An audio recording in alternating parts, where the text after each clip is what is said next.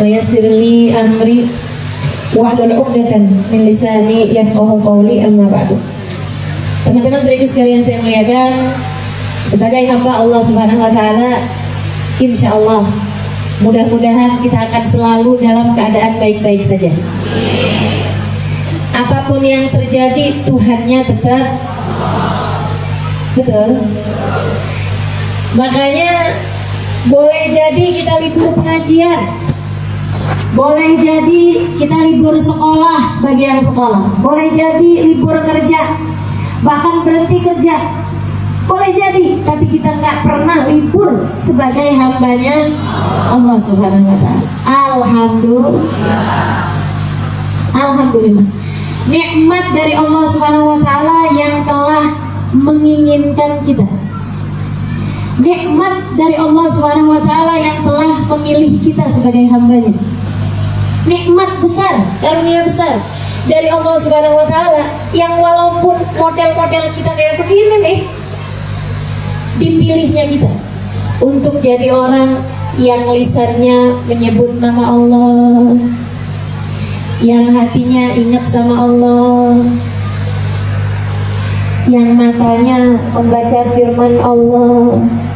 Sungguh demi Allah, andai tidak karena cinta Allah kepadamu, tidak akan dikaruniakan hal semacam ini. Andai tidak karena Allah sayang kepadamu, nggak akan ada ceritanya penutup aurat rapi terpakai di tubuhmu. Andai tidak karena cintanya Allah Subhanahu wa taala, tidak akan ada sholat demi sholat kamu lakukan untuk menghadap padanya.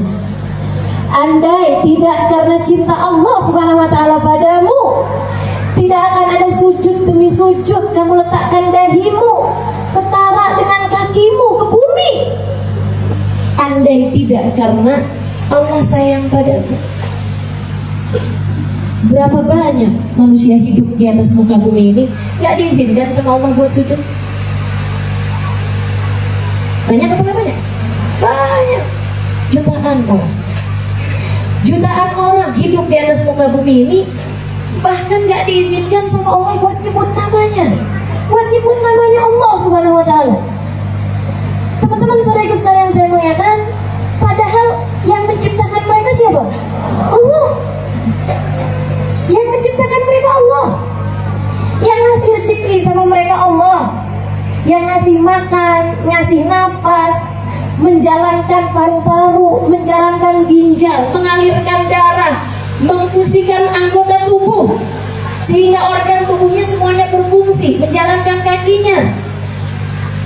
Yang mengerjakannya Allah Subhanahu wa taala. Tapi karena ia tidak dicinta oleh Allah, tidak Allah izinkan untuk sebut-sebut namanya Allah. Pernah nggak benci sama orang yang sampai kita nggak mau sebut namanya? Pernah nggak? Teman-teman lihat, sebel sama orang sampai sebut namanya aja kita udah pernah? Saudara sekalian, ketika kamu menyebut nama Allah, bukan hanya karena kamu mau, tapi karena Allah mau kamu menyebut namanya. Kamu diizinkan Allah buat sebut namanya. Kenapa? Karena Allah senang dengarnya. Tapi ada banyak orang yang Allah Subhanahu wa taala tidak mengizinkan dia untuk menyebut namanya, sehingga dia pun hidup di atas muka bumi gak pernah sebut-sebut namanya Allah. Dia kira dia yang mau, padahal Allah yang mau. Padahal Allah yang mau. Allah gak suka dengar dia sebut namanya Allah Subhanahu wa taala. Saya pernah baca nih, ada salah satu kisah dari orang-orang soleh. Teman-teman sekalian saya muliakan, ada satu wali min auliyaillah bercerita. Dia bilang, ada orang soleh doa. Orang soleh doa, ya Allah, ya Allah, ya Allah. Sama Allah gak dikabul-kabulin.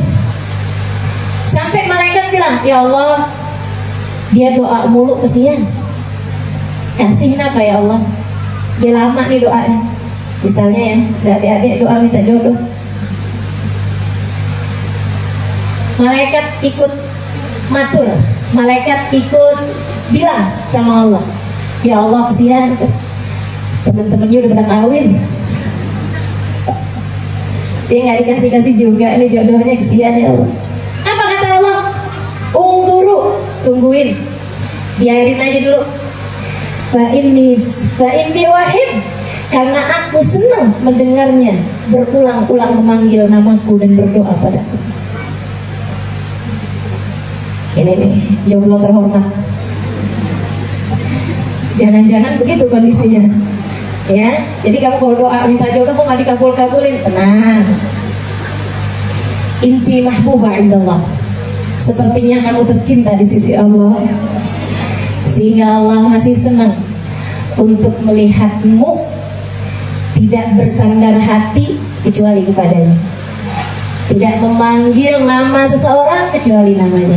Masya Allah. Teman-teman sekalian yang saya muliakan, ada juga orang nggak begitu solehah, kurang mati solehah. Bahasa apa ini ya? Nggak begitu solehah gitu. Ada orang laki-laki nggak begitu soleh. Dia doa, ya Allah pengen punya mobil. Allah bilang sama malaikat berbagi rezeki siapa? Malaikat siapa? Mikail. Libur berapa lama aja udah berubah. Israel katanya. Allah bilang sama malaikat Mikail, bagi apa yang dia mau segera. Wih, cepat bener dikabulnya ya Allah. Apakah karena kau cinta padanya? Kata Allah, bukan, karena aku tidak suka mendengarnya memanggil-manggil namaku. Jadi jangan GR kalau setiap doamu diijabah. Kayaknya saya nih hamba tercinta di sisi Allah. Baru nyebut doa sekali, 2 kali aja diijabah sama Allah. Bisa jadi kamu tercinta, bisa jadi, tapi bisa jadi sebaliknya.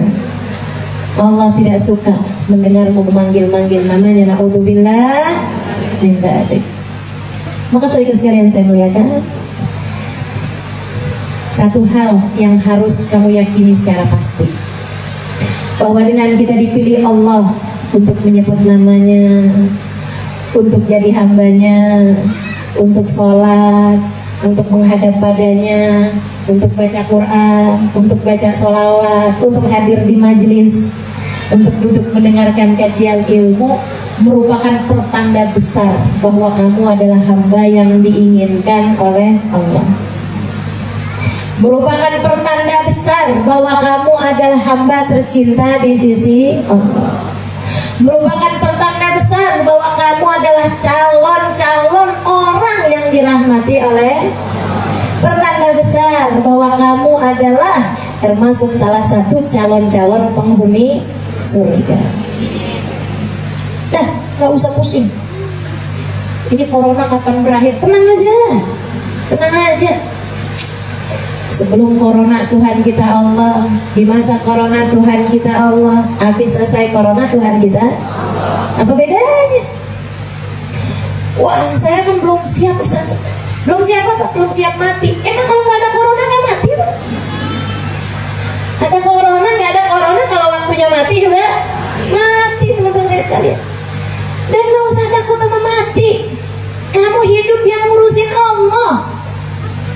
Kamu mati yang ngurusin siapa? Allah, nggak usah takut. Takut apa nggak takut? Takut. Kamu dalam perut ibumu sama kuburan gedean mana kira-kira? Masih gedean kuburan loh. Kamu dalam perut, Allah udah ngurusin kamu. Betul nggak? Nggak pernah saya dengar ada ibu-ibu di USG, dokternya bilang, wah bu, mohon maaf nih bu, kenapa dok? Sepertinya bayi dalam kandungan ibu stres. Ada pernah begitu? Nggak pernah, teman-teman saya sekalian. Nggak usah dalam kandungan anak bayi itu. Nggak pernah saya lihat anak bayi stres, depresi, kena penyakit kejiwaan. Nggak pernah ya. Semuanya baik-baik aja. Kenapa? Karena Allah yang ngurusin. Karena Allah yang ngurusin. Nah ini banyak, kenapa orang-orang sekarang ini banyak yang stres nih? Banyak orang zaman sekarang ini penyakitnya stres. Ganti namanya sih macam-macam istilahnya, ada anxiety lah, ada depresi lah, ada apalah. Tapi ujung-ujungnya sama aja. Kenapa mereka begitu? Lupa apa? Lupa berbahagia. Kenapa mereka lupa berbahagia? Karena mereka lupa bahwa hidup ini udah ada yang ngurusin. Jadi mereka setengah mati berusaha buat ngurusin hidup mereka sendiri. Akhirnya Allah lepasin pengurusan Allah terhadap orang tersebut. Kamu ngurusin sendiri aja, ya udah dah, dilepasin sama Allah SWT. Kalau udah dilepasin sama Allah, siapa yang sanggup? Saudariku sekalian yang saya muliakan, kalau udah Allah melepaskan urusanmu, siapa yang sanggup? Siapa yang sanggup hidup tanpa disayang sama Allah? Siapa yang sanggup hidup ditinggal sama Allah? Siapa yang sanggup hidup tapi Allah Subhanahu wa ta'ala tidak peduli padanya? Siapa yang sanggup? Gak ada yang sanggup. Hatinya gundah, hatinya gelisah, hatinya galau, hatinya hampa, hatinya kering, hatinya sakit, hatinya mati. Karena gak ada yang bisa menghidupkan hati kecuali Allah. Kalau udah kayak begitu, udah sengsara. Sengsara. Dia pikir, kalau saya udah selesai sekolah, saya seneng nih. Habis selesai sekolah bukannya seneng, malah mikirin kerjaan. Kalau saya udah dapat kerjaan nih, saya seneng nih. Udah dapat kerjaan, seneng. Tambah pusing. Kayaknya kalau kawin enak nih. Dikirain, Bu.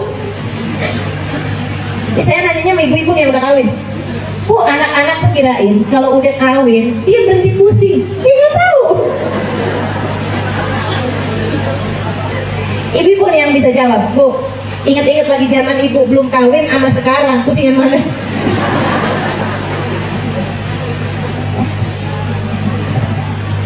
Kamu ngadepin diri sendiri aja pusing, gimana ngadepin suami? Habis kawin lama nggak punya anak nih. Kalau udah punya anak seneng nih saya. Yang udah punya anak boleh jawab. Habis saya punya anak, waduh lebih pusing lagi. Ini nanti nih kalau anak-anak udah gedean nih enak nih saya. Ujung-ujungnya ada seorang ibu bilang, ya Allah ustazah, ternyata jadi ibu kagak ada liburnya. Ternyata jadi ibu gak pernah pensiun. Ternyata jadi ibu, ya Allah, gak ada waktu berhentinya. Lagi pusing. Terus yang hidupnya gak pusing siapa? Nih saya kasih tahu. Yang hidupnya gak pernah susah siapa? Nih saya kasih tahu. Yang hidupnya bahagia dimanapun saja dia berada. Siapa? Ada? Ada. Siapa? Oh saya tahu ustazah, yang paling kaya ya. Kayaknya kalau saya punya duit gitu banyak, kayaknya gak pusing dah saya. Katanya orang Purwakarta. Emang gitu? Enggak Bu, enggak. Bener dah. Saya kenal banyak orang-orang kaya lebih pusing daripada ibu. Lebih susah senyumnya daripada ibu. Lebih susah bahagianya, repot. Ya Allah, ya Allah. Punya ketakutannya banyak, punya kekhawatirannya banyak. Tidurnya pada nggak lelap. Wah ibu-ibu nih, jangan kata tidur, waktunya ngaji aja ngantuk. Masya Allah. Terus siapa yang paling bahagia? Siapa yang hidupnya anti pusing? Siapa yang hidupnya anti galau, anti susah? Allah cerita dalam Al-Quran, ala inna awliya Allah la khawfun alaihim wa la hum yahzanun. Ala inna awliya Allah, ketahuilah sesungguhnya para kekasihnya Allah, hamba-hamba tercinta di sisi Allah, orang-orang yang dipilih sama Allah, yang disayang sama Allah, yang direkrut sama Allah, yang diambil sama Allah SWT, yang sudah melalui masa sensor, kemudian Allah memilihnya. Nih, hasil jaring-jaringnya Allah SWT ketika bekerja, memilih para kekasih-kekasihnya Allah SWT. Allah cerita sebagai hasilnya, la khaufun alaihim wa la hum, la khauf, nggak punya rasa takut, nggak punya rasa takut, nggak punya takut, nggak punya khawatir. Ntar kalau pandemi nggak berakhir sampai 2021 gimana? Nggak takut. Ntar kalau pemerintah boleh gimana? Nggak takut. Ntar kalau saya punya suami meninggal dunia gimana? Nggak takut. Ntar kalau anak-anak saya sakit gimana? Ntar kalau nggak takut. Nggak ada yang ditakutin. La khaufun. Mereka nggak punya khawatir, nggak punya takut. Nanti kalau saya sakit gimana? Nanti kalau saya nggak sembuh juga gimana? Nanti kalau nggak ada takut. La khauf.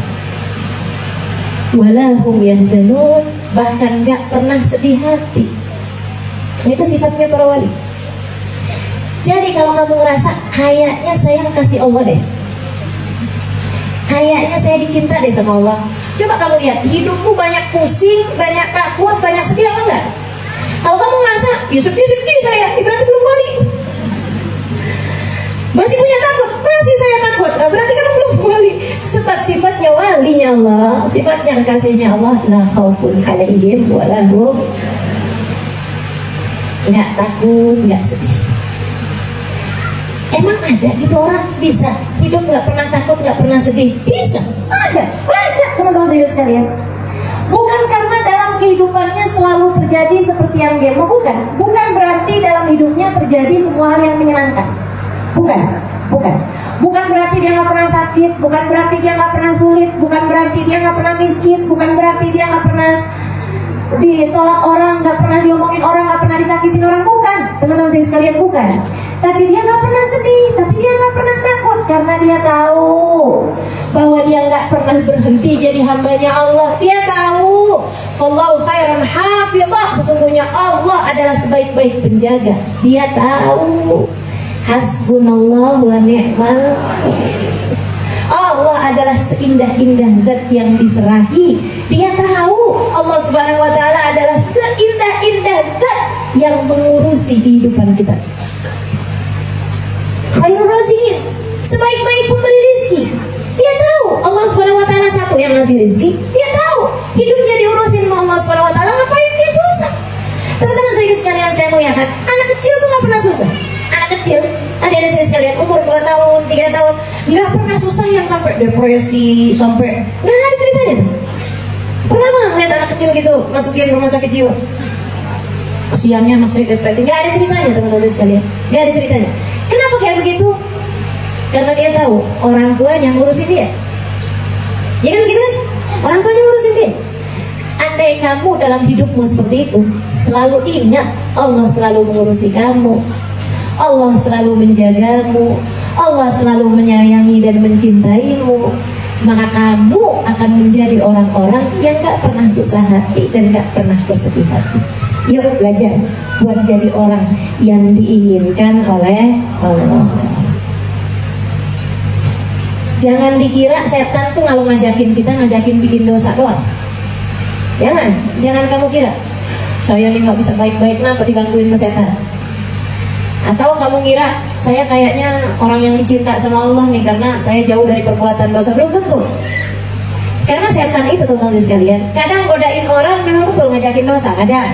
Tapi seringkali nih setan tuh ngajakin kita buat sedih, itu juga bisikannya setan. Jadi jangan diikut-ikuti. Dia lagi musim-musim pandemi kayak begini nih, banyak banget ketemu orang yang takutnya di atas imannya. Ini bahaya nih. Takutnya di atas imannya. Teman-teman saya sekalian, hati-hati. Kamu takut boleh, wajar, tapi jangan sampai di atas keimananmu takutnya. Yang sampai bikin dia sama suami sendiri gak mau salaman, sama anak sendiri gak mau salaman. Masya Allah. Ya kan gak sampai segitu juga. Kalau kamu takut katanya bisa ada virusnya, suruh cuci tangan dulu aja, habis itu salaman, kan begitu tuh. Ya ampun, takutnya sampai dia bikin dirinya sendiri baru batuk sekali aja kayak udah datang malaikat Israel. Kayaknya orang Purwakarta insya Allah aman ya ini ya.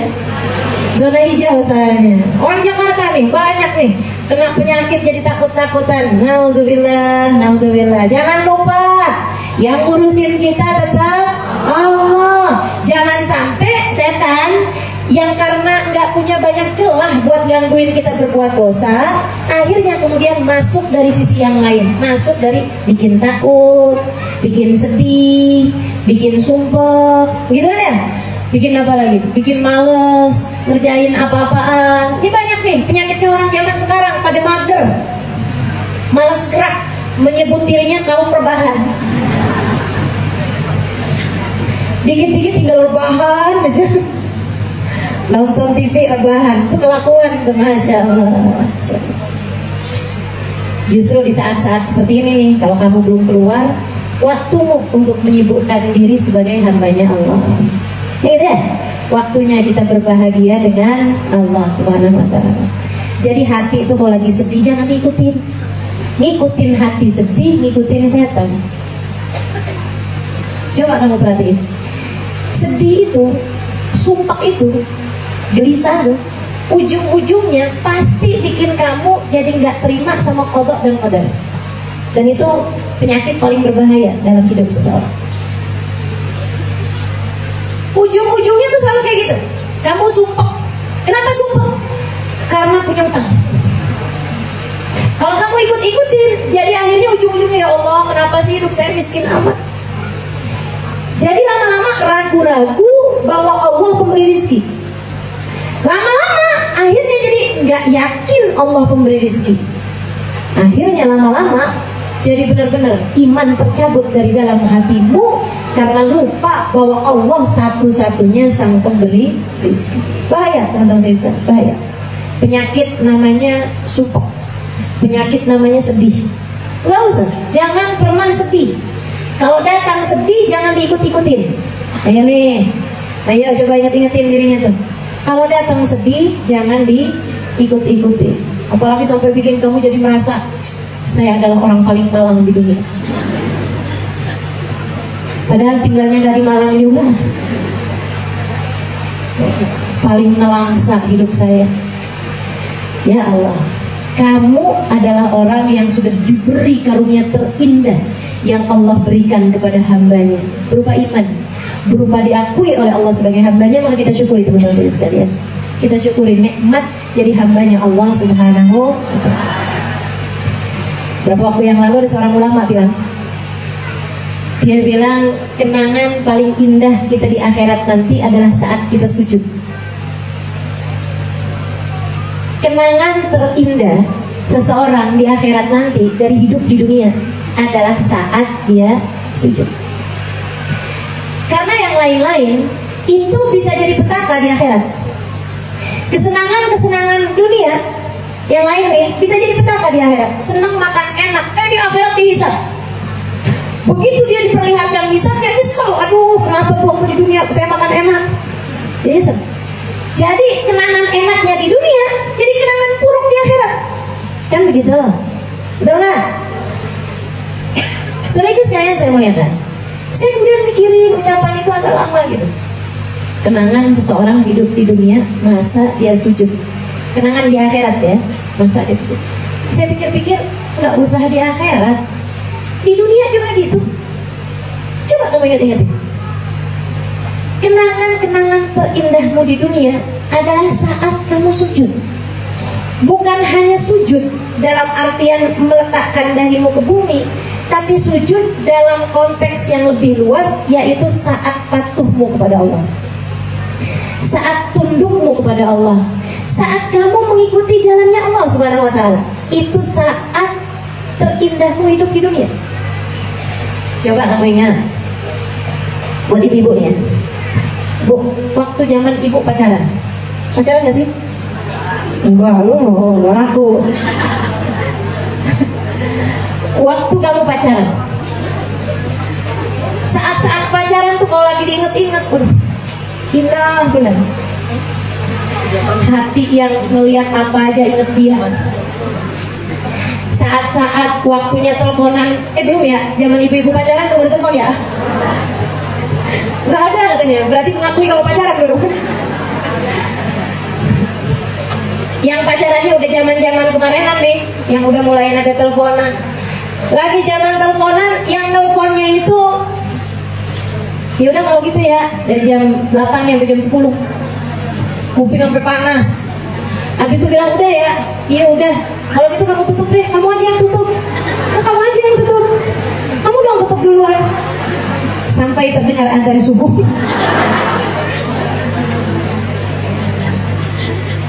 Yang pakai acara jalan berduaan. Kemudian kita mau makan di mana ya? Di ini aja? Enggak ah, di itu aja. Enggak ah, di ini aja. Enggak makan mereka. Sampai ditemukan mati kelaparan. Teman-teman sekalian yang saya muliakan, lagi masa-masa pacaran, mereka mengingatnya sebagai sebuah kenangan indah. Tapi habis itu dia meninggalkanku saat sedang sayang-sayangnya. Dia menghilang tanpa bekas ketika aku meminta dia untuk melamarku. Ya Allah, ya Allah. Ketika putus, jangankan di akhirat, saat putus, teman-teman saya sekalian, saat putus, jadi kenangan indah atau kenangan buruk? Dulu-dulu, tiap kebayang-bayang dia, rasanya hati deg-degan. Begitu udah putus, tiap kebayang dia, pengen ngeludah. Masya Allah. Betapa sebuah kenangan yang kita kira baik, yang kita kira indah, masih baru di dunia aja sudah bisa berubah menjadi kenangan buruk, teman-teman. Betul? Betul? Apa kenangan terindahmu saat malam pertama, Ustaz? Katanya nih, beneran apa? Itu ya, yang dia bilang saat malam pertama adalah kenangan terindah. Saya yakin tuh, yang ditanya jawabnya gitu, kawinnya baru berapa lama? Kalau kawinnya baru setahun, 2 tahun, 3 tahun, paling banter 5 tahun deh, masih bisa. Kalau ditanya apa kenangan terindahmu, dia bisa bilang kenangan terindah saya adalah saat saya menikah, saat saya ijab kabul, saat datang malam pertama, gitu ya. Tapi kalau lagi kesel sama suami, bisa nggak kamu jadiin itu sebagai kenangan terindah? Dia yang udah kawin lama tahu nih kebenaran dari ucapan saya, tidak bisa diganggu gugat. Bentar ya Bu ya. Halo. Ini kenapa yang jawab betul? Ada-ada nih. Kawin juga belum, kamu nggak tahu apa-apa. Teman-teman sekalian, saya melihatkan betapa sebuah kenangan manis bisa berubah menjadi kenangan buruk hanya di saat kamu masih hidup di atas muka bumi ini. Jadi sekarang saya melihatkan ada ibu-ibu nih, anaknya minta dibeliin sepeda motor, nabung-nabung, si ibu kepengen bisa kreditin sepeda motor buat anaknya. Pas dia bisa beliin atau dia bisa kreditin, dia datengin motor, anaknya seneng, bahagia luar biasa. Sampai beberapa hari, beberapa bulan, tiap kali dia ingat kebahagiaan anaknya saat dikasih motor, dia seneng bener. Sedikit sekalian saya melihatkan satu hari dia dengar kabar anaknya kecelakaan naik motor tersebut. Kenangan indah atau kenangan buruk? Kenangan buruk. Maka jangan salah, yang kamu kira indah pada saat sekarang bisa jadi sudah akan merupakan kenangan buruk bagimu masih di saat kamu di atas muka bumi ini, kecuali saat sujudmu kepada Allah, kecuali saat patuhmu kepada Allah, kecuali saat kamu menyibukkan diri dengan Allah, nggak akan pernah kamu sesali. Nyesel saya hadir majelis, pernah? Nyesel saya baca sholawat waktu itu tuh banyak-banyak, ya ampun. Pernah? Nyesel saya kemarin kenapa di bulan Ramadan kebanyakan hatam Qur'annya, pernah? Nah, kan pernah. Sehingga sekalian, betapa nggak usah nunggu akhirat, masih di dunia ini, kenangan terindahmu adalah saatmu bersama dengan Allah. Ahla hayata, hidupmu paling manis. Asfa awqatak, waktumu yang paling indah adalah saatmu bersama dengan Allah Subhanahu wa ta'ala. Saat hatimu lagi ingat sama Allah, saat zikirmu, saat sujudmu, saat ibadahmu, saat baca sholawat, saat dengerin sesuatu tentang Allah, saat diingetin tentang Nabi Muhammad, itu akan menjadi ahla hayatan, menjadi waktumu paling indah di dunia sebelum kelak di akhirat. Akan jadi waktumu paling indah teman-teman saya sekalian, di duniamu sebelum kelak di akhirat. Maka jangan salah-salah, maka jangan biarkan setan masuk dalam hidupmu itu. Jangan biarkan ada siapapun yang mengelabuhimu untuk membuatmu sibuk dari selain Allah. Dia hanya akan menggariskan kenangan-kenangan buruk yang akan kamu sesali di dunia sebelum kelak di hari akhirat. Masih baru di dunia nih, orang yang hidupnya sama Allah terus, la khaufun alaihim wa lahum, nggak pernah susah, nggak pernah sumpah. Nggak susah, nggak sumpah. Nggak susah, nggak sumpah. Sama Allah terus. Walaupun keadaannya serba terbatas. Saya cerita ini untuk kamu balikin pada dirimu sendiri. Untuk kalian mengembalikan kepada diri kalian masing-masing. Seberapa akrabkah dirimu dengan Allah Subhanahu wa Ta'ala? Seberapa dekatkah hubunganmu antaramu dengan Allah Subhanahu wa Ta'ala? Seberapa rekatnya jalinan yang tersambung antaramu dengan Allah Subhanahu wa Ta'ala? Sebab semakin lekat hubunganmu dengan Allah, kamu punya banyak kenangan-kenangan indah dalam hidupmu di dunia sebelum akhirat. Sebelum akhirat kamu memperpanjang masa manis hidupmu, teman-teman sekalian. Sebab yang hidupnya paling pahit, yang hidupnya paling getir, yang hidupnya paling hampa, yang hidupnya paling merana, menderita, nelangsa adalah hamba-hamba yang ditinggalkan oleh Allah penciptanya. Adalah hamba-hamba yang diusir dari kehadiratnya. Adalah hamba-hamba yang Allah tidak lagi mengizinkan hati mereka untuk tersenyum manis mengingat hubungannya dengan Allah Subhanahu wa Ta'ala. Sedikit sekalian saya muliakan, coba deh kamu ingat-ingat kenangan terindahmu di saat hidup di dunia ini adalah saatmu dengan Allah. Adalah saatmu dengan Allah. Adalah saatmu dengan Allah. Ketika kamu lagi doa minta sama Allah, ketika kamu lagi nangis sekalipun, gak ada nangis yang begitu nikmat dikenang selain daripada nangismu di hadapan Allah. Betul? Betul. Gak ada nangis lebih indah daripada saat kamu nangis malu kepada Allah, saat kamu nangis takut kepada Allah, saat kamu nangis syukur kepada Allah, apalagi saat kamu nangis haru sama Allah Subhanahu wa Ta'ala, saat kamu nangis rindu kepada Allah Subhanahu wa Ta'ala, saat kamu nangis karena cinta kepada Allah Subhanahu wa Ta'ala. Gak ada yang lebih manis daripada itu. Bahkan tangisanmu, teman-teman sekalian, bahkan tangisanmu. Maka yuk mengakrabkan diri kepada Allah. Mari teman-teman saya sekalian, dunia ini ringan harganya, dunia ini kecil nilainya. Jangan pernah kamu menggantungkan kebahagiaanmu dengan urusan dunia. Pun juga manusia gak sebegitunya buat kamu kejar. Cinta suamimu gak sebegitunya buat kamu cari mati-matian. Sayangnya anak-anakmu kepadamu gak sebegitunya harus kamu bela-belain. Teman-teman saudariku sekalian, gak ada yang lebih pantas untuk kamu perjuangkan lebih daripada Allah Subhanahu wa Ta'ala. Gimana caranya agar Allah senantiasa mencintaimu? Mari melamarkan diri menjadi kekasih Allah. Mari mengisi formulir pendaftaran jadi hamba yang layak dicinta oleh Allah. Mari daftar. Punya cita-cita, punya target. Apa nih targetmu dalam hidup? Pengen jadi orang yang diinginkan oleh Allah. Coba masing-masing tanya dalam hatinya. Coba masing-masing tanya dalam hatinya. Saya ini udah pantas belum jadi hamba yang diinginkan Allah? Atau bahkan saya sudah belum punya cita-cita, punya keinginan, punya target? Daftar jadi hambanya Allah, jadi hamba yang diinginkan Allah, jadi hamba yang disayang, yang dicinta sama Allah. Kalau bahkan teman-teman sekalian, di atas muka bumi ini kamu daftar aja belum, gimana mau diterima?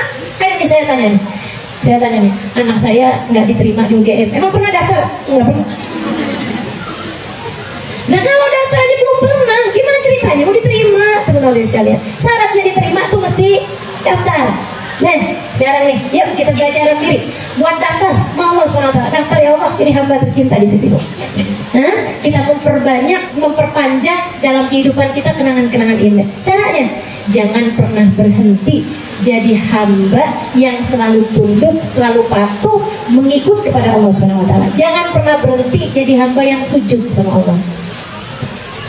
Bukan hanya sujud zahir, itu iya. Jangan pernah kita tinggal. Jangan pernah tinggal sholat. Halo, hati-hati ya. Jangan pernah ada yang punya niatan, saya kalau hidup saya lebih daripada 70 tahun, habis itu saya nggak usah sholat dah. Jangan ya. Jangan pernah punya niatan, kalau doa saya nggak dijabah juga saya berhenti sholat. Oh, hati-hati. Hati-hati ya. Sebab sholat itu bukan hanya karena kita mau sholat, tapi karena Allah menginginkan kita sholat. Allah menghendaki kita sholat. Nah, jadi ini niatin untuk jadi hambanya Allah SWT. Jangan pernah berhenti sujud, jangan pernah berhenti sholat, jangan pernah berhenti puasa Ramadan, jangan pernah berhenti sedekah. Kan itu ya? Jangan pernah berhenti tutup aurat. Maksudnya tutup aurat kalau di hadapan orang kayak gimana, aurat kita di hadapan suami kan beda lagi, aurat kita di hadapan anak-anak kan beda. Maksudnya jangan pernah mau gitu buka-buka aurat, walaupun cuma sekedar beli rujak di depan rumah, walaupun hanya sekedar beli sayuran depan rumah, Bu, jangan ketinggalan kerudungannya. Halo? Ini ya. Nah, kalau aurat sesama perempuan itu wajah boleh terlihat. Jadi walaupun saya pakai cadar, saya buka sekarang karena saya tahu ini kan sesama perempuan. Itu bukan auratku, ngapain kamu tutup-tutup gitu. Teman-teman sekalian saya muliakan, ini bukan cadar, sudah ini masker. Oh ya, nggak apa-apa sih, hakmu juga untuk pakai cadar. Cuma maksud saya itu bukan aurat. Walaupun kamu bercadar, kalau ketemunya hanya sesama perempuan, tidak perlu untuk menutup wajahmu, gitu ya. Jadi maksud ucapan saya jangan pernah membuka aurat atau jangan pernah berhenti menutup aurat, itu bukan berarti kamu kemana-mana selalu pakai pakaian lengkap. Nggak kayak begitu teman-teman sekalian. Ya lihat-lihat sedang bersama dengan siapa kamu berhadapan. Masa hadapan sama suaminya segala pakai kaos kaki? Nah kan enggak ya. Jadi niatkan dalam hidupmu ini jangan pernah berhenti menjadi hamba yang taat sama Allah. Taat sama Allah. Nanti kalau hidupmu udah terus-terusan kamu hadirkan Allah, kamu ingat sama Allah, kamu taat sama Allah. Saudara sekalian yang saya muliakan, Allah bilang, "Fa idza ahbabtuhu kuntu sam'uhu alladhi yasma'u biha wa basarahu alladhi yabsiru biha wa lisanuhu alladhi yatakallam bihi wa yadahu alladhi yabtish biha wa rijluhu alladhi yamshi 'alayha wa idza sa'alani la'u'tiyannahu wa idza ista'adani la'u'idhannahu." Kata Allah dalam salah satu hadis qudsi, aku apabila mencintai seorang hamba, ini kan ceritanya kita daftar nih sama Allah. Ya Allah, saya daftar jadi hamba yang kau inginkan. Selain daftar, kan kita penuhi persyaratannya. Apa ya Allah syaratnya? Jangan maksiat, jangan dosa. Kita kerjain deh semampu kita. Tiap kali kita kerjain dosa, kita istighfarin, kita mintain ampun sama Allah. Dan gak usah takut teman-teman sekalian, nggak apa-apa. Kamu bikin dosa nggak apa-apa. Yang penting sesudahnya kamu istighfarin, kamu nyeselin, kamu minta sama Allah, ya Allah ampunin. Jangan sampai kesedihanmu sesudah berbuat dosa menghalangkanmu dari punya kepercayaan diri untuk bertaubat. Itu kerjaan setan. Allah, percuma kamu taubat, dosamu udah kegedean. Percuma kamu taubat, habis itu juga kamu ulangin lagi. Itu namanya taubat sambel. Kamu nyesal tapi bisa dikerjain lagi. Itu tuh ucapan-ucapannya setan itu. Ucapan-ucapannya setan. Jangan. Ini kita lihat nih, ya Allah saya mau ninggalin dosa. Saya mau ninggalin dosa karena saya mau daftar buat jadi hamba yang tercinta. Dan saya tahu kau meletakkan murkamu, marahmu ada pada perbuatan dosa. Ya Allah, saya niat gak mau bikin dosa. Kalau kemudian sesudah kamu niat gak mau bikin dosa, kamu bikin lagi dosa, gak apa-apa teman-teman saya sekalian. Taubatin aja, istighfarin aja, mintain ampun sama Allah. Ya Allah, maaf ya Allah, maaf ya Allah, tadi kok saya pegangan tangan ya sama dia. Buat adik-adik, ya Allah maaf ya Allah, tadi kok saya omelin laki saya lagi ya Allah. Atau ya Allah maaf ya Allah, tadi saya ngambil duit di baju suami saya. Itu kan dosa juga, ya enggak? Teman-teman sekalian saya melihat, kan, tiap kali kamu bikin dosa, kamu minta maaf. Kalau dosanya sama manusia, kayak tadi sama suami, ya minta maaf juga sama suami, gitu ya. Nah, tapi lebih daripada itu minta maaf sama Allah SWT. Takut. Habis itu kemudian kamu kerjain taat lagi. Jangan sampai kamu bikin dosa yang kamu nggak punya kepercayaan diri buat taubat, karena kamu kira dosamu nggak diampuni sama Allah. Akhirnya nyegah kamu dari ngerjain taat, ngerasa nggak pantas. Aku usah sholat, saya tuh nggak pantas, orang kayak saya masa mau sholat, gitu aja. Saya nggak mau doa, masa orang kayak saya mau dikabul doanya, aduh saya nggak pantas mau doa. Itu kerjaan setan. Saya nggak mau hadir majelis taklim kayak orang solehah aja saya. Itu kerjaan setan. Itu ulah setan, mencegahmu dari berbuat taat karena merasa kamu nggak layak. Teman-teman saudara sekalian, kayak apapun kita sebenarnya memang nggak layak untuk dipanggil kehadirat Allah SWT buat ibadah. Tapi Allah yang punya kelayakan untuk kita sembah, karenanya sembahlah Allah, karena Allah berhak untuk itu. Jelas ya? Jadi kamu kalau ibadah jangan melihat kepada diri kamu, melihat kepada Allah yang memang pantas disembah. Habis itu syaratnya, teman-teman saya sekalian, ngerjain taat, ninggalin dosa, dan itu persyaratan untuk menjadi hamba yang tercinta di sisi Allah SWT. Dan kemudian hadirkan Allah. Hadirin, sering-sering ingat sama Allah, teman-teman saya sekalian. Diam-diam yang diingat Allah, gitu. Itu gimana caranya Ustazah? Dilatih. Kita kalau nggak ngelatih nggak bisa. Aulia-aulia itu melatih diri mereka untuk selalu ingat sama Allah SWT. Latih. Belajarlah, nih cobain ya nanti ya. Pulang, ngelihat suami jangan hanya sebagai fulan bin fulan, tapi ingetin dia hambanya Allah. Allah jadikan ketaatan saya sama dia adalah cara Allah buat bikin saya dicinta. Nih, kan melamar diri jadi kekasih Allah, melamar diri jadi orang yang dicinta sama Allah. Itu ada persyaratannya. Kamu harus hormati hamba-hambaku. Salah satu persyaratannya gitu. Nah, jadi salah satu persyaratan kita adalah untuk menghadirkan Allah pada semua hamba-hambanya Allah. Ngelihat siapapun ingat Allah. Dengan ini maka akan sedikit sekali sakit hatimu, teman-teman. Ini saya ajarin salah satu cara bahagia nih. Diingetin benar-benar, dipikirin benar-benar nih ya. Teman-teman sekalian saya muliakan, kalau kamu bisa menghadirkan Allah dalam diri siapapun yang kamu temui, maka akan sedikitlah sakit hatimu terhadap orang. Malah kalau kamu sudah mampu menghadirkan Allah, ngelihat siapapun kamu ingat Allah, nggak bakalan pernah sakit hati. Itu sirnya, itu rahasianya. Kenapa Bu Baba Nur binti Alwi selalu bisa tersenyum kepada siapapun aja? Karena dia nggak ngelihat orang, dia ngelihat Allah dalam diri setiap orang. Itu sebabnya kenapa Habib Abdullah bin Muhammad bin Alwi bin Syihab selalu bisa menghafal nama setiap orang. Kenapa dia bisa ingat nama setiap orang? Karena dia nggak melihat orang, dia melihat Allah dalam diri setiap orang. Yang harus selalu dia hormati, harus selalu dia muliakan sebagai salah satu persyaratan untuk menjadi hamba yang tercinta di sisi Allah. Ini melihat setiap orang, apalagi orang yang Allah secara khusus menjadikan kunci surgamu, jalan ridhonya Allah kepadamu melalui dia. Suamimu, orang tuamu, anak-anakmu, saudara-saudarimu, apalagi gurumu yang mengajarkan kamu, yang mengingatkanmu kepada Allah, ngasih tahu jalan menuju Allah Subhanahu wa taala. Saudariku sekalian yang saya muliakan, kunci surga Allah Subhanahu wa taala, ridhonya Allah Subhanahu wa taala, Allah jadikan lewat keridhaan mereka. Dengan itu, saudariku sekalian, kamu akan cinta sama siapapun, dan dengan itu pula kamu akan hormat sama siapapun. Melihat Allah dalam diri setiap orang. Sayyidina Sufyan Ats-Tsauri bilang, "Mutalatina sana ma kallamtu ahada." Sejak 30 tahun hidup saya yang terakhir, saya nggak pernah ngobrol sama orang. Saya nggak pernah ngomong sama orang. Murid-muridnya udah bilang, "Kalamtani ya Syekh, engkau ngajak ngobrol saya hari itu, wahai Syekh. Engkau ngajak ngomong saya hari itu, Syekh." Anak-anaknya bilang, "Kau berbicara sama saya, Abah." Abahnya bilang, "Ma kallamtukum innama kallamtu Rabbi." Saya nggak pernah ngajak ngobrol sama kalian. Saya selalu berbicara dengan Allah, sebab saya melihat Allah dalam diri kalian semuanya. Sayyidina Syekh Abu Bakar Ibn Salim alaihi ridwanullah. Teman-teman saya sekalian, ma yura jalisan illa mutawarrika. Tidak pernah terlihat tempat duduk kecuali duduk tawarruk. Kalau lagi ngobrol, lagi ngajar, lagi ngapain, duduknya tawarruk.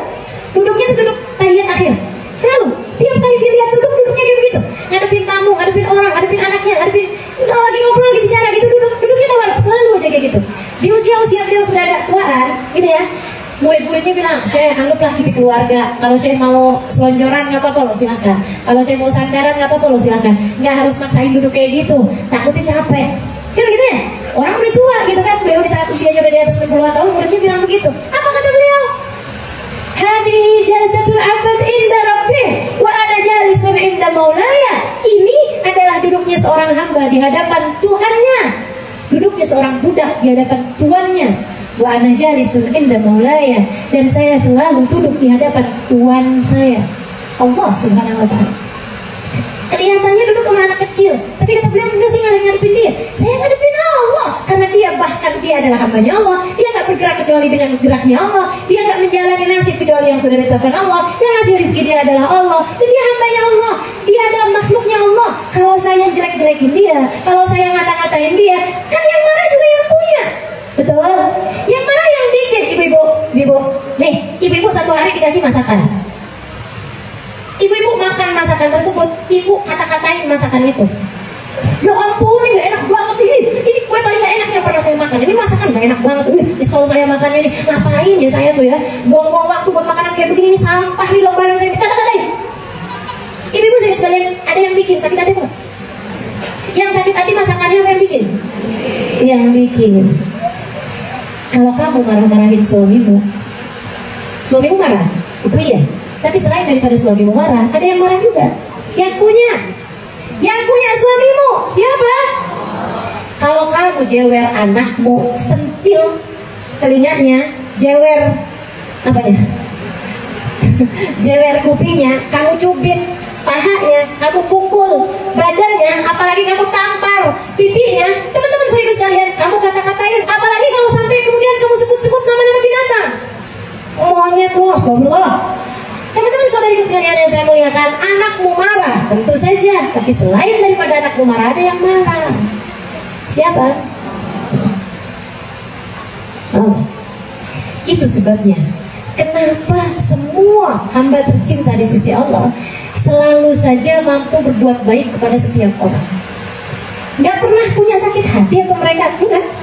Gak punya uzur. Walahum yazanun la khaufun alaihim walahum yazan. Gak pernah sedih. Dikata-katain, gak pernah sedih, didengerin malah. Allah mau nyampein apa nih sama saya? Sebab dia melihat Allah dalam diri setiap orang, teman-teman sekalian. Lihat Allah dalam diri setiap orang. Makanya Sayyidina Ali Zainal Abidin habis dikata-katain, didengerin sama dia. Habis itu disebut, makasih ya Pak, yang Bapak sebut tadi aib saya yang Bapak tahu, yang disimpan di sisi Allah lebih banyak lagi. Terima kasih ya Allah, telah Engkau tutupi aib-aibku. Jauh banget kan masih sama kita? Kenapa kita masih jauh banget nih dari mereka? Kurang menghadirkan Allah dalam hati kita, melihat Allah dalam diri setiap orang. Yuk belajar terus kita ya sampai mati kan. Belajar terus, daftar dari sekarang. Daftar, ya Allah, saya pengen jadi kasih-Mu ya Allah. Pengen jadi hamba yang Kau muliakan di sisi-Mu ya Allah. Pengen jadi hamba yang Kau inginkan, yang Kau rekrut, yang Kau ambil, yang Kau pilih menjadi orang-orang yang tercinta di sisi-Mu. Kita mau jalanin ini teman-teman saya sekalian. Nanti kalau kita jalanin itu Allah bilang, kalau kita jadi udah semua persyaratannya lulus nih, Allah bilang tadi di hadis qudsi yang saya bacain tadi, idza ahbabtu, aku kata Allah, kalau udah cinta kepada seorang hamba, kuntu sam'uhu alladzi yasma'u biha, aku akan menjadi telinga yang dia mendengar dengannya. Aku akan menjadi telinga yang dia dengar dengannya. Maksudnya gimana ya Allah? Allah akan taruhkan cahaya di telingamu, kamu akan mendengar dengan cahaya Allah. Gimana maksudnya dengar dengan cahaya? Kalau lagi diceritain tentang Allah, dengarnya jelas. Kalau lagi diceritain tentang Nabi Muhammad, dengarnya jelas. Kalau lagi diceritain tentang ilmu-ilmunya Allah, caranya wudhu, caranya sholat, ilmu agama, dengarnya enak, dengarnya jelas, gak ada ngantuk-ngantuknya, enak, senang. Kalau lagi dinasihatin, dengarnya enak, dengarnya senang. Kenapa? Ada cahaya Allah di telinganya. Tapi ada orang yang Allah malah cabut cahaya di telinganya, sehingga kalau udah dengerin orang berbicara tentang Allah, kayak gatel telinganya. Kalau ada orang lagi cerita tentang hari sesudah kematian, udah deh, lo akhirat mulu lo. Kita udah masih hidup di dunia, maksud kamu kita mau cerita urusan akhirat, ntar sekalian praktek gitu? sekalian saya muliakan, kalau dengerin ulama, ya Allah tinggal ngeliatin jam mulu. Ini kapan kelarnya sih Ustazah, nih lama bener kan ngomongnya. Nanti gue lapar nih. Di sini sih nggak ada. Ini sih hamba-hamba yang sudah ada cahaya di telinganya. Nggak ada tuh saya liatin. Palingan cuma yang lagi agak sandaran, ada ngantuk doang itu mah. Apa-apa normal, ya. Sehingga sekalian saya muliakan, masya Allah. Itu tuh hamba-hamba yang tercinta di sisi Allah Subhanahu Wa Taala. Telinganya seneng dengar kebaikan. Ada cahaya di telinga. Ada basaruhu, aku menjadi telinganya. Masya Allah. Ada Allah di telinga mereka pada masa sekalian. Makanya Habib Abdullah dengar namanya orang sekali udah hafal. Kenapa gitu? Cahaya Allah di telinga mereka. Cahaya Allah di telinga mereka. Teman-teman sekalian, wa basaruhu alladhi yubsiru biha. Aku akan menjadi mata yang dia melihat dengannya. Allah jadi matamu. Kamu melihat dengan Allah. Kamu melihat dengan cahaya Allah, teman-teman sekalian. Ada Allah di matamu. Kalau kamu sudah menjadi hamba tercinta di sisi Allah, gimana ada Allah di matanya? Tuh, yang kayak tadi saya ceritain. Ngelihat siapa aja dia lihat Allah. Melihat siapa aja dia lihat kebaikan. Melihat siapa aja gak ada yang dapat memalingkannya dari Allah Subhanahu Wa Taala. Satu hari saya lagi kumpul, kita semua anak dan Zahra lagi kumpul sama Hubabah Zahra. Nah, ini lain lagi nih ya. Salah satu bidadari bumi yang lain, teman-teman sekalian. Hubabah Zahra itu adalah ibunda dari Habib Umar bin Hafid. Ibunda dari Habib Ali Masyhur. Anak-anaknya jadi orang soleh semuanya. Anak-anaknya bahkan jadi wali. Kalau boleh dikatakan seluruhnya atau paling nggak sebagiannya, teman-teman saya sekalian. Gimana dia punya anak jadi wali? Itu ibunya kayak apa kira-kira? Suaminya seorang waliullah, Habib Muhammad bin Salim bin Hafid, dan ayahnya juga salah satu orang-orang soleh, Habib Hafid Al-Habdal. Teman-teman jadi sekalian, saya mengatakan ini bapak wali, suami wali, anak wali. Kira-kira kayak apa orangnya? Kalau enggak, pastinya beliau juga adalah seorang wali ya, seorang kekasih Allah Subhanahu Wa Taala. Sehingga sekalian saya muliakan, saya ada salah satu momen yang saya ingat dari Hubabah Zahra. Kami ada duduk hari itu satu malam di rumah Habib Umar bin Hafid. Lagi tengah-tengahan kami duduk santri-santri nih ya, santri-santri dari Zahra, dan juga ada orang-orang awam juga, orang-orang secara umum masyarakat orang lain gitu yang bukan dari Zahra. Lagi kumpul sama beliau buat zikir, buat majelis ilmu. Yang saya ingat sih majelis zikir, waktu itu kita baca ratib atau apa gitu. Tiba-tiba teman-teman saya sekalian, saat kami lagi diem, entah mungkin kayak waktunya baca doa atau apa gitu kan, semua diem tuh. Tiba-tiba lampu mati. Dan itu malam ya, lampu mati ya, mungkin dari PLN-nya atau apa gitu, lampu mati jebret. Kita nih biasa kan kalau lagi mati lampu, teman-teman sekalian, apa yang terjadi? Biasanya kayak di Indonesia deh, begitu mati lampu, kan itu tuh, teriak kan? Biasanya gitu, atau seenggaknya kaget atau gimana gitu, karena lagi yang usuh-usuh tiba-tiba jebret, gitu kan? Kebanyakan kayak begitu. Dan itu saya baru kali itu dengar ada orang pas begitu mati lampu, jebret, Allah kami dikubur. Begitu gelap, beliau langsung doa, ya Allah terangkan kubur kami. Itu kalau nggak orang yang melihat dengan cahaya Allah, nggak ada ceritanya kayak begitu. Bisa begitu jebret mati lampu, spontanitas, yang dilihat siapa? Allah. Sehingga dia kemudian terbayang nasibnya ketika dikubur, sehingga serta-merta dia meminta kepada Allah, ya Allah terangkan kuburku, terangkan kubur kami dengan cahaya. Melihat Allah dalam tiap kejadian, melihat Allah dalam diri setiap orang. Teman-teman sekalian, mereka orang-orang yang dikaruniai cahaya Allah dalam matanya. Nah, kita belum sampai ke sana, kita belajar, kita latih, belajar. Nanti lihat suaminya kayak gitu, lihat orang tuanya kayak gitu, ya Allah, ini ibu saya, Allah jadiin surga saya di bawah telapak kakinya. Jadi kalau ibunya lagi misalnya agak cerewet, kita lihatnya surga. Ibunya lagi sakit, minta diurusin, ngelihatnya surga. Ngelihat surga gimana sih? Teman-teman saya ngelihat surga gimana yang ada kebahagiaan demi kebahagiaan. Kan gitu ya? Lagi ibunya cerewet gitu. Iya mah, doain aja dengerin sambil senyum terus iya. Orang cerewet itu kesian loh, capek. Ngomel gitu kan, kesian. Kamu seharusnya tinggal lihat ibu cerewet gitu kan, kamu doain. Ya Allah bahagiakan hatinya, ya Allah bahagiakan hatinya. Jangan jadikan saya sumber kesedihannya ya Allah. Bahagiain hati. Lihat Allah dalam diri tiap orang. Ngelihat anak-anakmu, ngelihatnya sebagai kelanjutan sujudmu di atas muka bumi. Nah ini bagus nih, dengerin nih para ibu-ibu, dengerin serius. Ngelihat anakmu, jangan kamu mikir bentar lagi saya kawinin nih, mudah-mudahan dapat jodoh yang kaya jadi saya nggak harus kerja. Kamu mau bikin anakmu jadi mesin ATM gitu? Ini ibu apa preman ini ya? Ini mafia nih. Teman-teman sekalian, nggak gitu cara melihat anak. Kalau kamu cara melihat anak, nak kamu tuh ya, mama udah lahirin kamu susah, belajar yang benar. Ntar kamu bisa kerja, jadi hidup kamu gak nyusahin mama mulu.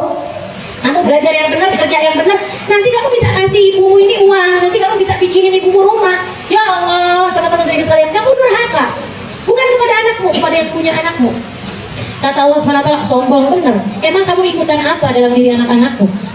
Kamu cuma terima ngeden doang. Betul. Kamu cuma urun rahimmu doang, dipinjam sama Allah SWT. Emang kamu bikin perutnya? Emang kamu bikin mukanya? Emang kamu tentukan nasibnya nggak ada? Maka cara pandangmu melihat kamu anak saya, kamu harus bakti sama saya.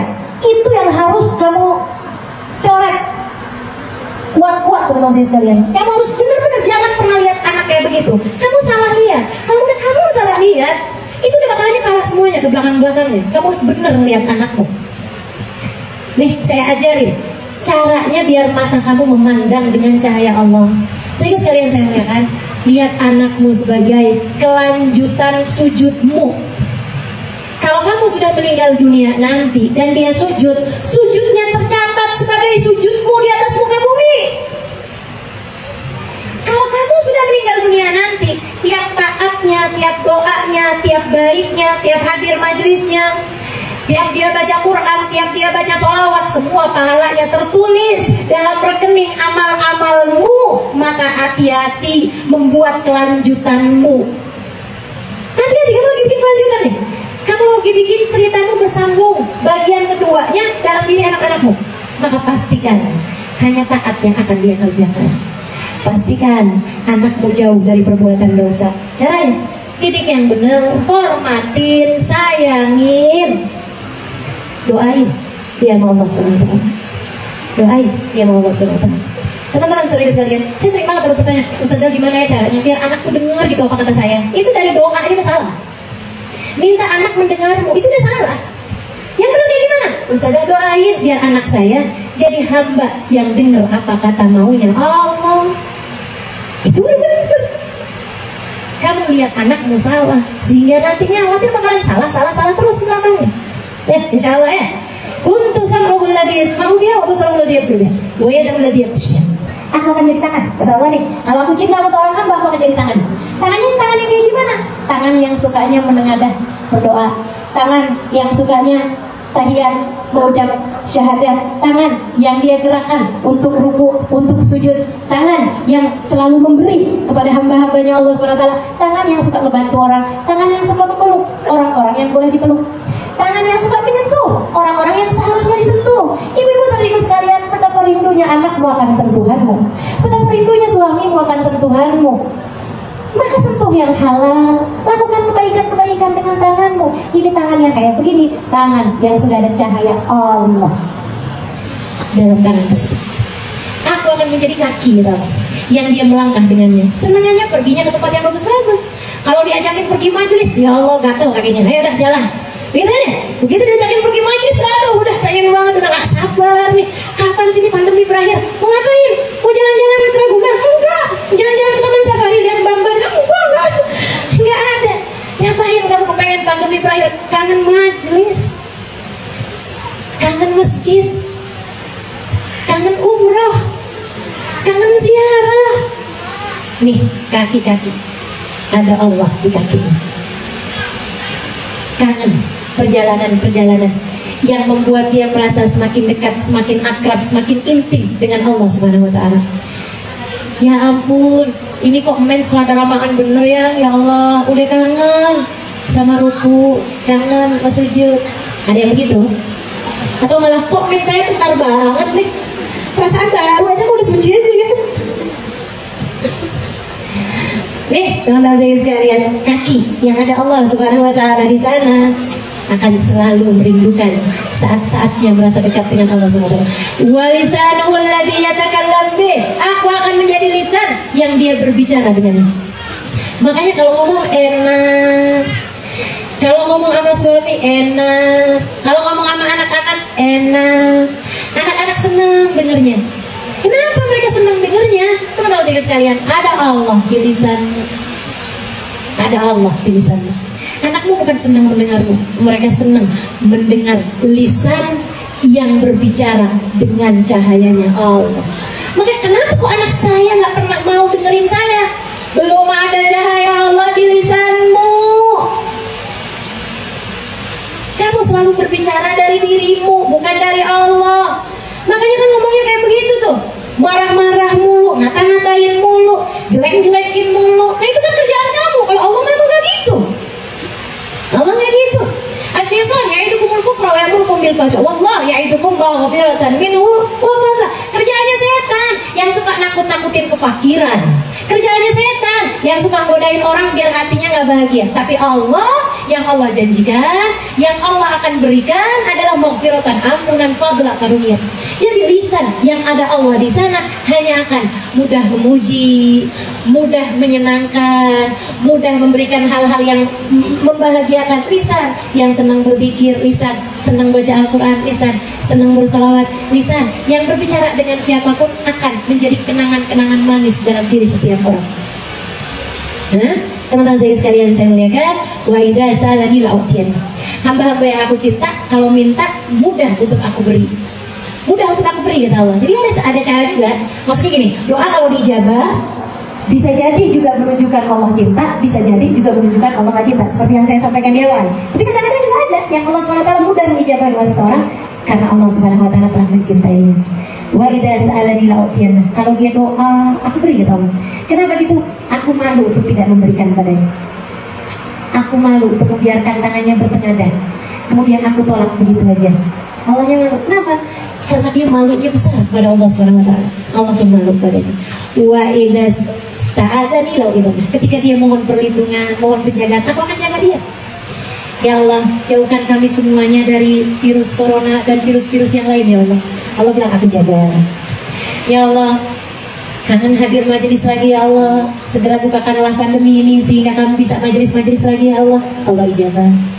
Ya Allah, ampuni semua yang hadir di masjid, Allah ijabah. Teman-teman saya sekalian, saya muliakan. Dan Allah tuh kalau udah cinta sama seseorang, diijabah nggak tanggung-tanggung. Nggak tanggung-tanggung. Ada orang teman saya sekalian masuk, Sayyidina Umar lihat ada orang masuk ke rumah Sayyidina Umar, seorang waliullah. Jadi dia melihat, Umar bin Khattab, dia melihat ada orang, saya mengatakan, masuk ke dalam sebuah rumah, rumahnya orang soleh, salah satu sahabat, masuk bawa dosa, keluar udah nggak ada lagi dosa yang tersisa. Kenapa begitu? Kata Sayyidina Umar, saya nggak tahu seberapa besar ampunan yang Allah turunkan kepada sahibul bait sampai-sampai bikin orang masuk dalam rumah bawa dosa segede gunung. Hanya beberapa menit saya lihat orang tersebut keluar dari rumah itu sudah nggak ada lagi dosanya yang tersisa. Allah ampunin dosa seseorang hanya karena orang tersebut masuk rumahnya orang soleh. Makanya teman-teman saya sekalian, jangan salah.